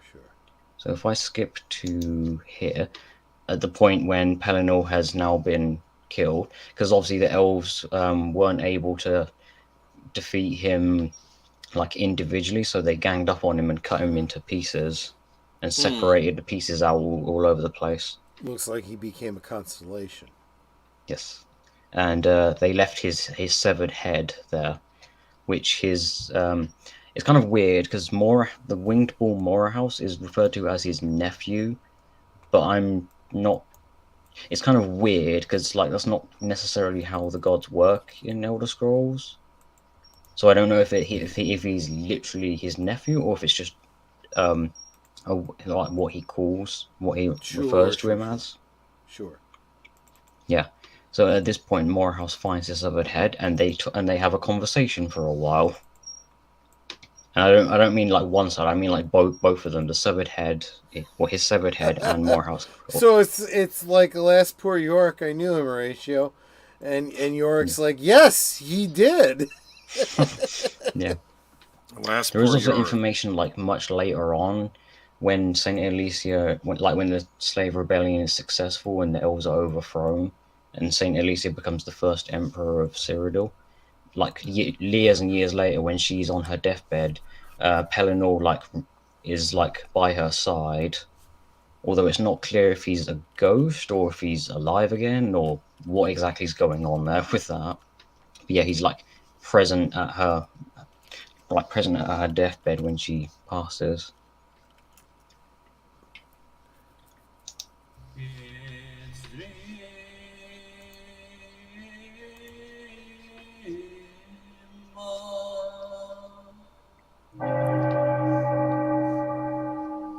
I love the fact that tavern came up. That's a good thing. Yeah. From my opinion. Yeah. Oh yeah, at the very end there, the last part of the song is I think it's like when the dream no longer needs the dreamer, I believe is what it said. Obviously I accidentally skipped past that bit. But that is actually a line from one of the in-game books. Because Pelinal has like random instances where he will suddenly laugh maniacally and then run into the woods and start slaughtering elves for no particular reason. So and the only way to stop him is to pray for the gods to clear his mind, so that he, I was just gonna say. So in other words, he's psychotic. Yes, he could definitely be interpreted that way. Yeah, and the whole. We're not really talking about a hero character here anymore. We're talking about he's complicated. He's very This is kind of complicated. the detail about Elder Scrolls is like Anti-hero. Yeah, hero to the human slaves, enemy to the elven slave masters. They Dude, the you're line making at me the feel end a little where- bit better about a player that I had in my D&D game for years. He played a paladin, and paladins always generally we tend to think of as lawful good Boy Scouts, and he played them like a fucking thug. And we used to joke behind his back about it. And it's like, okay, well, now I'm kind of starting to see where that works. Yeah. So the last part of the song where it's like when the dream no longer needs the dreamer, that's actually what Pelinal himself says when someone else asks him what it's like when he like is overtaken by the madness and runs into the woods and starts killing elves. His response is that it's like when the dream no longer needs the dreamer. And I'm not 100% sure what exactly that's supposed to mean. Dude, you're what you're talking about is very, very close to the conversation we could easily have about D&D in the modern age, where people are getting all bent out of shape about different races in D&D and their alignments, and people going, fuck you, this is fantasy. These characters are evil. Evil is evil. Good is good. Deal with it. It's fucking fantasy, Yeah. But yeah. So yeah, this is an important mythological character in the story of the Elder Scrolls, and Yeah, really specifically for the hard. human side of things. I was just going to say, it's really hard to call him a hero in general. He's only a hero from a very specific point of view. Yeah. He would probably get along very well with the Nords because they hate elves as well. Yeah. In fact, they have a whole history with a different sect of elves already. Well, there's one weird thing is like there are some like missed opportunities with this character because he kills like any elf, and regardless of age, gender, role in society, like whatever, they're an elf, he will kill them. There's never any mention of him interacting with orcs, because in Elder Scrolls, orcs are corrupted forms of elves. So I'm kind of curious what would happen if he was to meet an orc. Like, would he kill them like any other elf, or would he like not know what to do about them? Well, I mean, I guess it depends on what you consider his personality to be. I mean, I could see a whole segment looking at him and going, yeah, you're just a fucking racist. So anyone who's not human just gets dead. Are there dwarves in this world? Yes, but they're a different sect of elf. Oh, I see. It's kind of complicated. It's because in Elder Scrolls, dwarfs isn't necessarily what they're actually called, because they're called Dwemer, which stands for deep elves. Yep. And the name Those dwarf exist comes in from the D&D fact that too, they and were those like come from Norse mythology. Yeah, and the dwarf name is like a misunderstanding of, I think it was giants misinterpreting Dwemer as being like very short, so they called them dwarves. Yeah. And that's kind of where the name comes from. Yeah, Or in that exists in D&D too, where you have the dwarves who are the kind of dwarves you see in Tolkien. Then you have the Dwergar, who are the deep dwarves, the evil offshoots of the dwarves. And I'm drawing a blank. I know there's another race of evil dwarves as well, but. Yeah. This is probably an instance where, depending on when stuff like that was made, that either could have been like an influence from the Elder Scrolls games going like back onto D&D, or the other way around. Right. Because obviously the first Elder Scrolls game was influenced by the developers' like own D&D campaign. Right. So where are we in the? If I was to go and get a current game, what is the current version of the game right now? Well, that would be Skyrim, which obviously everything we've talked about takes place like thousands, if not millions, of years before the events of the games. Right, it's all the mythology and lore. Sure. Yeah, because it's like early First Era, and most of the games take place in like late Third Era, early Fourth Era, like hundreds, if not millions, of years later. Yeah, in fact, most eras actually span different lengths of time. Like I think the Third Era is like 400 years, and the Second Era is like 1,000 years, I think. And then you have like the Dawn and the Mirific Era, who kind of predate recorded time and last for however long. I don't know if there is like a specific like date of how many years like those early eras lasted, because obviously the First Era is like the first recorded history.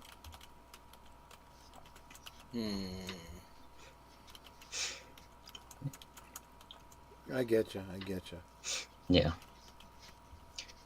because obviously also Pelinal isn't the only character like who's like very unique and very like interesting to talk about, and isn't like straight like good or bad, or kind of has that kind of moral that kind of moral intrigue. There are multiple other Elder Scrolls characters who are just as complex and fascinating to like talk about and discuss and like interpret the actual characters and what they mean and represent. I mean, my personal favorite is Vivek from Morrowind, who is a living god who's meant to embody duality, because he's like half dark elf and then half Chimer, because obviously in Elder Scrolls Chimers became dark elves, so he's like duality in the sense that he's like half the race that they were past race, and then the future version of that race. And also I'm pretty sure he's a hermaphrodite as well. Oh. And also he speaks in what is referred to as two-tongue, whereas like, which makes it difficult to understand or comprehend what he's talking about, because he's like got two different ways of speaking. He also has a lot of sexual metaphors in his work as well. As references to stuff like a milk spear, which I'm sure doesn't need much explanation as to what that's referring to. Right, exactly. Yeah. Well, there you go. Yeah. Yeah, Vivek is a very fascinating character. And also he's a character that you actually get to meet in the games themselves, because obviously he's a living god, so he's around during at least Morrowind. He's around and you can interact with him. I think he's also in Elder Scrolls Online, because that game takes place in the past. And then obviously because the later games after Morrowind don't take place on the island of Vardenfell, they take place somewhere else. Like Oblivion takes place in the heartland of Cyrodiil, Skyrim takes place in the land of Skyrim. So there's no like way of interacting with some of those characters from like the older games, because they were in different regions. So now, Matthew, which one is your favorite character? Good question. Probably Parthenax from Skyrim. And why is that?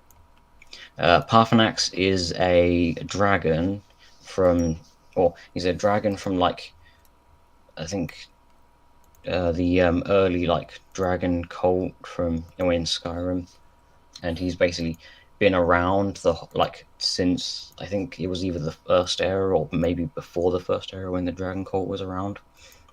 That's basically when dragons were ruling over the humans of Skyrim, and shortly before the Dragon War, and Parthenax turned against them. Yeah, Parthenax is a very like wise and interesting character to talk about, especially since he's also voiced by Mario. Oh, Charles Martinet? Yes. Huh. And he doesn't sound anything like Mario, so if you didn't know that was the same voice actor, you probably wouldn't have noticed. It's interesting. Yeah. He said he had yeah. Yeah, because Parthenax has like the whole philosophy of Parthenax is very much like a deep thinker kind of character, because he doesn't just simply give you information and then just leave you with it. He talks to you about it and like tries to get you to think about the stuff that he's saying, as well as just giving you the information. Because I think there's a part where he talks about you stop like in the game where you're stopping the dragon Alduin from eating the world, and Parthenax is like saying like it's his role to eat the world and like end the Kalpa and have it restart again. He's like, would you stop the next world from being born? Yeah, so it's like, there's a whole thing about Parthenax not necessarily like, well, he does give you information, does help you, but he doesn't just leave it at that. He does also try and get you to think and ponder about the stuff that you're doing as well. Although I'm kind of annoyed that during the game there's like a side quest to kill Parthenax, and there is no option whatsoever to like say, no, I don't want to kill him, I don't think he's evil, or I don't think he's evil right now, I think he's better than he was. Like, there's no option to do that. It's literally just, here you go over to that dragon and kill him because it's a dragon. And I'm like, I don't want this quest. He's like, no, that's it. Yeah, I hate being railroaded. Whether it's D&D or video game or whatever, I really hate being railroaded. Yeah. I get you. The only way I can find to avoid that quest is to, once you get to the point when that quest is being at the point when you know that quest is going to be offered to you, you can literally just stop the conversation and then just walk away from the person before they give the quest to you. Right. So that you don't have it. So you don't even take the quest in the first place. Yeah, but you need to know about it in advance. I get that. Yeah, that's kind of annoying. That's why I installed a mod that like allows you to like, because during that part of the quest, you can actually go to Parthenax and tell him, oh yeah, hey, these guys want me to kill you, and he's like, oh yeah, no, I have done some terrible things. I can see why they would say that. Yeah, I probably deserve death. I have done some terrible things. That makes you want to kill him even less. Yeah. So I installed a mod that lets you go back to the quest giver and just straight up lie to them and go, yeah, here you go, I killed him. There you It's like, don't worry, you don't have to verify my word. Just believe me. Why would I tell you I did if I didn't? Right. Yeah. Okay, so we are in the last 15 minutes of the show. This is incredibly interesting. It makes me very interested. I know I asked this earlier, but fog of drink. So I need to ask the question again. What is the current game again? The current game is Skyrim, which I believe would be the anniversary edition, which, if I remember correctly, is like the second or third re-release of the game. Yeah, because you had the base game, then you had a Legendary Edition that has all the DLC included, which is probably I would go with either Anniversary or Legendary Edition. Right. Or the Special Edition. Like, any of the re-releases, because they have all the DLC built into the game. and you don't have to worry about trying to figure out how to download the expansions and stuff, or worry about the expansions not even being available digitally anymore. Right. Okay. So there you go. If you want to know where the jump on point is right now, there you go. Of course, those of you that are like super gamers and want to get into the older games, you probably know way more about how to do that than I do. So there you go. Matthew, like I said, we're in the last quarter here. Last thoughts about about the character and what you wanted to share tonight? Yeah. Well, I really do. Well, I was going to say that I really enjoy Pelinal Whitestrake as a character. Like, I kind of do, and it's kind of complicated because he's not necessarily like just straight up a hero or heroic character, because he's like, when you look at it from a historical point of view, he's kind of morally complicated. But it's like, that's one of the things I find very fascinating about Elder Scrolls, is that they take like kind of a combination of a historical sense and a mythological sense, and blend them together. So you have different cultural interpretations of different stories, and like from one character from this culture's perspective is good, whereas to this other culture he's evil and a threat to them. And I really like that about the Elder Scrolls. Awesome. It's one of the things I find fascinating, mostly because I really like history and mythology. So those are two things that interest me. So that's probably why I'm drawn to something like this. I get you. So, this is going back to where we started tonight. Is I wanted to. Matthew had wanted to bring up this topic, and it's so on brand for me, because I love this idea of sharing the things that we love, that continue to be good, that have a great history, great memories for us, and we're still enjoying, that have not been corrupted by the modern era, so to speak. And speaking of which, welcome Adega Outlaw. We are just wrapping up.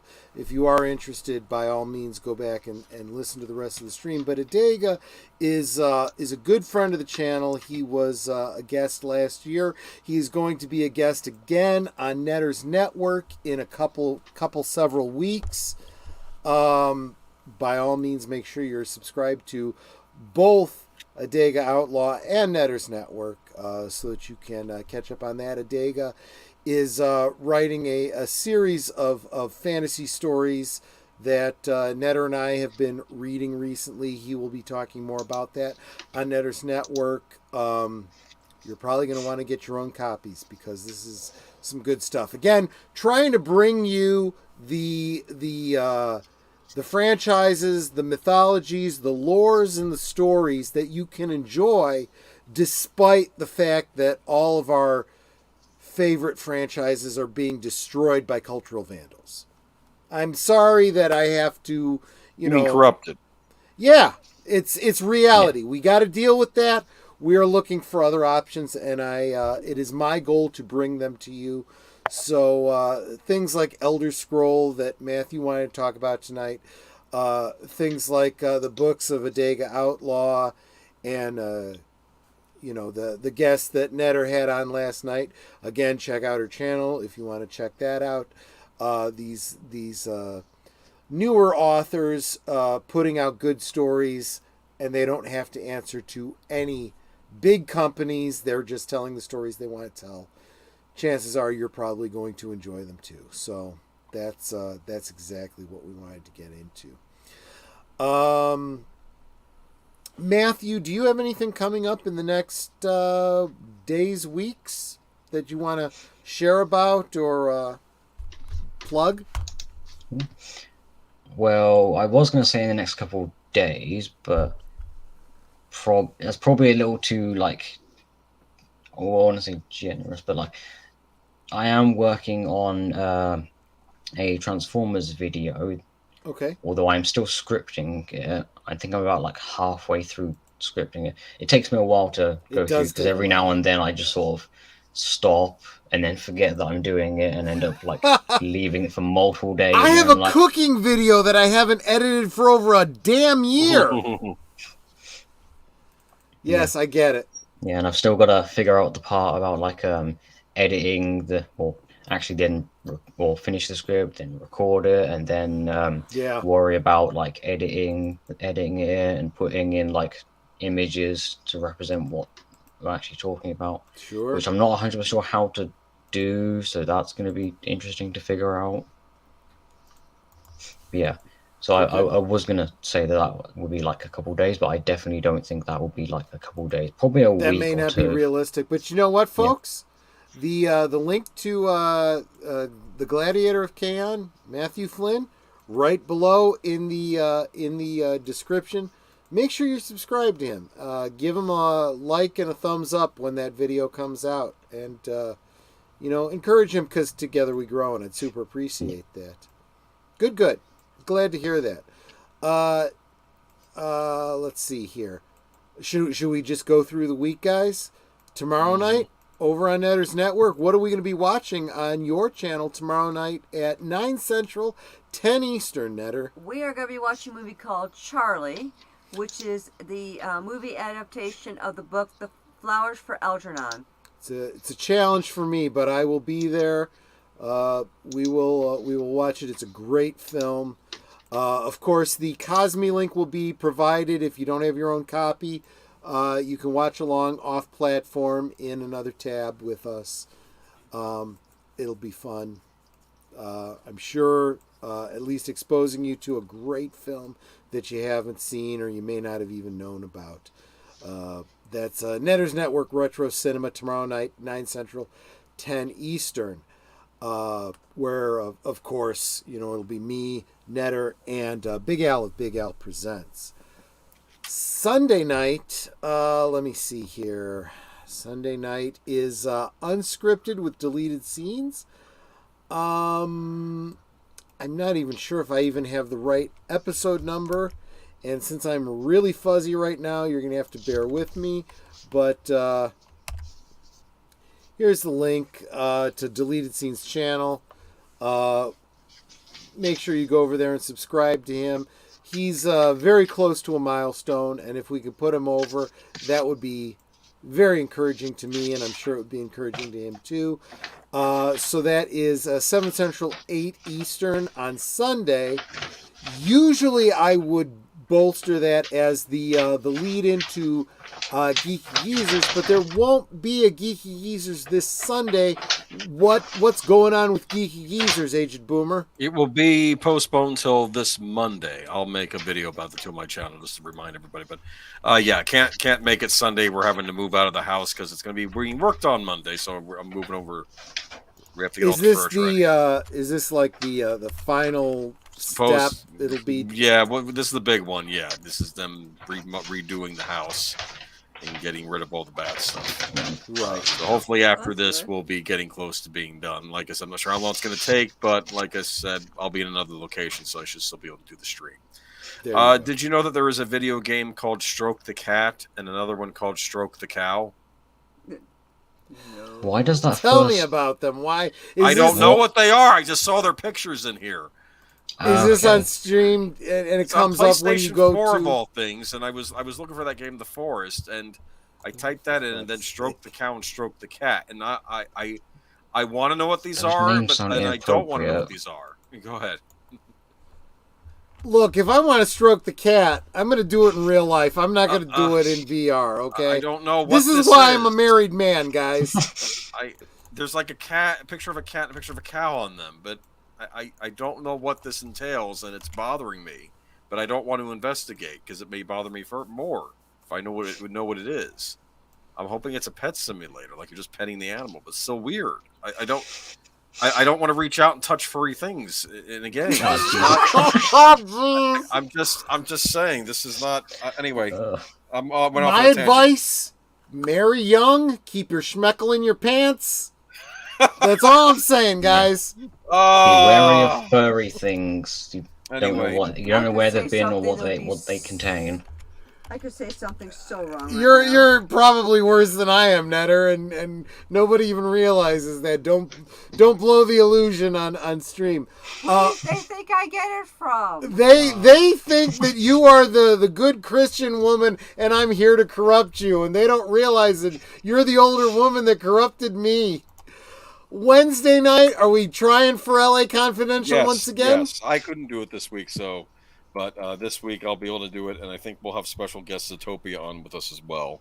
And we'll be doing a rewatch of LA Confidential on Birdman's channel at around. The only reason I won't be in the chat is because that's my D&D night. But if my D&D game falls through, I will friggin' be there because I love that movie. Okay, well I'll let Deleted Scenes know. Let me know if you're available. Maybe we can fit one more in if you feel like joining us. Yeah. I won't know until last minute though. Okay, that's fine. So I don't want to, waiting on me or anything like that. Okay, I got you. Well, even if you're in the chat, we'd like to hear your commentary or whatever. Yeah, absolutely. I love that movie too. Good score and soundtrack. That has the double whammy of both having a great score and a great soundtrack. Absolutely true. So help me out here. Somebody want to drop the link for Netter's Network on Thursday. I don't know who the guest is this week. You don't know who my guest is? I forgot. I am going to have... I'm drunk. Give me a break. Shush. I am going to have the fabulous Loki's Mornings of Mischief. Oh, Loki is good people. He is, and he's got this huge channel. He is so encouraging to smaller channels. By all means, if you guys, I'd be surprised if there's anyone in the chat who's not already subscribed to Loki. But if you're not, make sure you are, because he's YouTube royalty. He's good people. So the fact that Netter's having him on is a big get for her. I've guested on his channel at least once, just because he's very charitable. He's a nice guy. So yeah, definitely check that out next week. That's on Netter's Network. Netter's Network's linked always in the chat below. And that brings... I have to go get my own link. Yeah, would you please? Because I'm pretty schnockered here, and if I don't already have it in my notes, schnockered. Schnockered. I am schnockered. I've had me some Jameson tonight. I am wow. And Connie already did. Good. Thank you, Connie. And let me clean this up a little bit for you guys. Don't forget to watch your movie after the stream. I have it in another tab. I'm all ready to. I've already got that up. Gotcha. So that brings us to next Friday. Next Friday, last call. We're going to be watching. I don't do a lot of watch parties here, but we're going to do one. It's going to be The Dark Side of the Rainbow, or The Dark Side of Oz, whatever you want to call it. Special guest Tom Connors of Midnight's Edge After Dark, Midnight's Edge, Toxic Femme, all of those sorts of things. And, of course, our Maître D, Stephen Deleted Scenes Otten. That's next week. The link will be provided because I am not expecting you to have this. You need to have the same copy I do. So it's better that you follow me on the Cosme link. The whole idea behind this is syncing up Pink Floyd's Dark Side of the Moon with the movie The Wizard of Oz. And it's kind of best if we're sharing a link together, because otherwise you got to sync up not only with us, but then you got to sync up the movie with the music, and it's a whole thing. And we're going to have both Deleted Scenes and Tom Connors there as our subject matter experts. Although, I can absolutely contribute as a huge fan of Pink Floyd and give a great deal of historical and anecdotal perspective to this. So it ought to be a lot of fun. Very, very different for my channel, but I think it'll be a lot of fun. I think you guys are really, really going to enjoy it. So that's next week. The Dark Side of Oz, or Dark Side of the Rainbow, or whatever you want to call it. But that is the week in review. There's also, I'm asking everyone to keep their eye out on Pops, because on his channel... Pops on Pop Culture, yes. Had Netter as a special guest pre-recorded. He'll be releasing that soon. Yep, and it's What's Your Story? We talked about Saturday morning cartoons, and I did the Potawatomi Challenge. Oh. And so for those of you who don't know what that is... You know what? Don't even explain it. They have to... Can I finish my own sentence, They please? have to watch the video in order to find out what Netter did. Troy, let me finish my own sentence. For those of you who don't know what that is, you're going to have to tune in and find out. There you go. And had my husband not cut me off, I could have said that 30 seconds ago. There you go. Honestly, you are going to sleep in the car. Well, tonight's the night for it. It's perfect weather for it. Oh, no my doubt goodness. about it. We're Definitely not in Kansas perfect weather anymore. over here. That's exactly right. The lunatic is in the hall. We're going to have a lot of fun next week, I think. I'm really looking forward to it. I am a huge Pink Floyd fan. Dark Side of the Moon is one of my maybe one of my 3 favorite Pink Floyd He's got albums. it memorized. Pretty much. Let's face it, Wizard of Oz, lots of fun. You link the two up.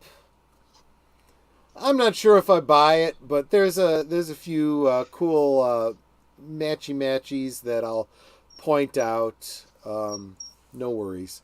But alcohol, building relationships for decades. Absolutely. That's what I like to think about Friday nights as. That's absolutely true. CK says, we have a bonfire outside and my son threw an old bowling ball on it. Smells so bad. I need to go out there and deal with that. We're wrapping up anyway, CK. That's fine. Yeah, it's probably the urethane burning because once it gets to the core, it's wood. But bowling ball? That seems like such a waste. Let me real quick say hi to Michael French of Retro Blasting. At first I thought this was about Elden Rings and wondering why so many people here were masochists. Well, yeah, we were talking about, but, when I get to drinking, I kind of go all over the place. So we've touched on a whole bunch of topics tonight, Michael. I don't know. I don't know if that this probably is does a apply topic to me, you'd but be that's interested probably not worth talking about. Yeah, I mean, I don't know. You might want to go back and catch this from the beginning, but we've had a lot of fun. Michael, I don't know if next week's topic would be something you'd be interested in, but I just got through telling everybody we'll be teaming up with Tom Connors of Midnight's Edge and Deleted Scenes, our favorite Blue Wrench, and doing a watch party of Dark Side of Oz. Watching The Wizard of Oz synced up with Dark Side of the Moon. With commentary, I think it'll be a lot of fun, and if you want to stop by and watch along with us, I'll be providing the off-platform link to watch along with us. So thanks again so much for encouraging me by being here.